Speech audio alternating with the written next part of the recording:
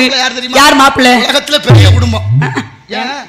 இங்க வாமா. என்ன பெரிய குடும்பம்னா நான் அந்த வீடு கூட்டாஞ்சோறு ஆக்கி போட போறேன். ஓ சோறு வடிச்சு கொட்டணும், வீடு வாசல் கூட்டணும், எல்லாம் பண்ணணுமா? நானு பாத்திரம் முட்டை நல்லா மூட்டை மட்டும் கழுவி போட்டு சாப்பிடணுமா? ரொம்ப அவசியம் பாருங்க எனக்கு. பாருடா, எனக்கு இந்த மாப்பிள்ளை வேணும். ஏம்மா பெரிய குடும்பம் பண்றீங்க? பெரிய குடும்பம்னா என்ன குடும்பம்? குடும்பத்தை முதல்ல சொல்லாதீங்க. மாப்பிள்ளை அழகானவரா, அன்பானவரா, அளவு இருந்து முன்னியம் இல்ல, அறிவு இருந்து முன்னியம் இல்ல, பணம் காசு நல்லா கொட்டி கிட. காசுன்னு என்ன பொழப்படாது. ஆமாங்க, ஈட்டி 8 ரூபாய்க்கு தான் பாயும், பணம் பாதாள முடிக்க பாயும்.